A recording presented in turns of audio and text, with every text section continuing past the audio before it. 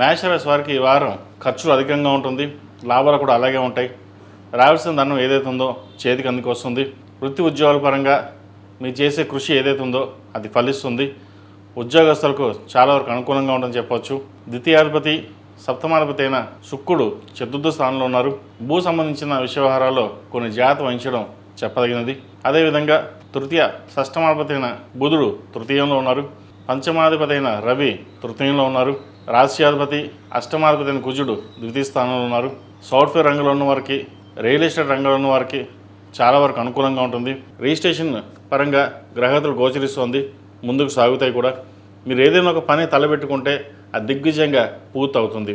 ఈ పని అవదేమో, ఇలాగే ఉంటుందేమో, మన రాశి బాగోలేదేమో అని అనుకుంటారు. వీరికి ఏలినాటి శని నడుస్తుంది. ఏలినాటి శని నడుస్తున్నా కూడా వ్యయంలో శని వీరికి బలంగా ఉన్నారు.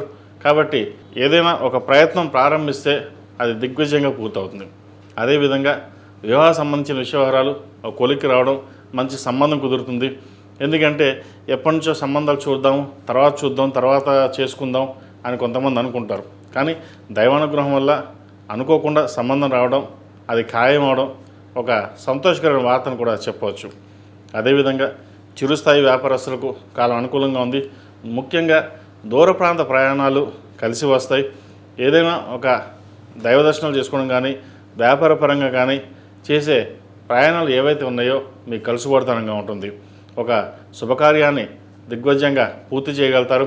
అందరిలోనూ మెప్పుకోలుగా చక్కగా చేశారనే పేరు ప్రఖ్యాతలు లభిస్తాయి. అదేవిధంగా ఈ రాశిలో జన్మించిన విద్యార్థులకు కాలం అనుకూలంగా ఉంది. పరీక్షా సమయాన్ని కూడా చెప్పచ్చు. ఏదైనా సరే చదివేటప్పుడు మనసు అటు ఇటు విధిగా ఉంటుంది. ఎటువంటి ఆలోచనలు పెట్టుకోకుండా చదువు మీద శ్రద్ధ వహించి ముందుకెళ్ళినట్లయితే భవిష్యత్తు బాగుంటుంది. ప్రభుత్వ ఉద్యోగం కోసం ప్రయత్నం చేస్తున్న వారికి ఫలితాలు అనుకూలంగా ఉన్నాయి. చక్కగా ప్రయత్నాలు చేయండి. ఈ రాశిలో జన్మించిన స్త్రీలకు వృత్తి ఉద్యోగాల పరంగా, వ్యాపార పరంగా కాలం అనుకూలంగా ఉంది. దూర ప్రాంత ప్రయాణాలు కలిసి వస్తాయి.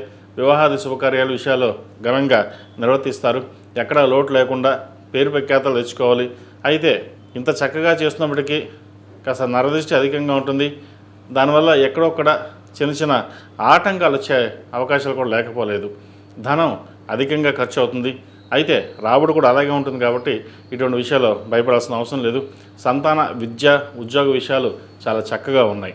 ప్రతిరోజు ప్రతినిత్యం ఆరావళి కుంకుమతోటి అమ్మవారిని పూజించడం, అదేవిధంగా దక్షిణామూర్తి స్తోత్రాన్ని నిత్యం పఠించడం, అదేవిధంగా మంగళవారం నాడు, శుక్రవారం నాడు కస్తూరి పసుపుతోటి అమ్మవారికి అభిషేకం చేసి కుంకుమ అర్చన చేయండి. తద్వారా మంచి ఫలితాలు ఉంటాయి. ఏదైనా పనులు ఆగిపోయి ఉన్నా సరే, ఏదైనా సరే చిన్న ఆటంకాలు ఉన్నా సరే అవి సమస్య పోతాయి. ముఖ్యంగా వివాహం, వ్యాపారం, ఉద్యోగ విషయాలలో చిన్న ఆటంకాలు ఏవైతే ఉన్నాయో సమస్య పోతాయి. కస్తూరి పసుపుతోటి చక్కగా అమ్మవారికి అభిషేకం చేయండి, మంచి ఫలితాలు సంప్రాప్తిస్తాయి. ఈ రాశిలో జన్మించిన వారికి కలిసి వచ్చే సంఖ్య 2, కలిసి వచ్చే రంగు గ్రే.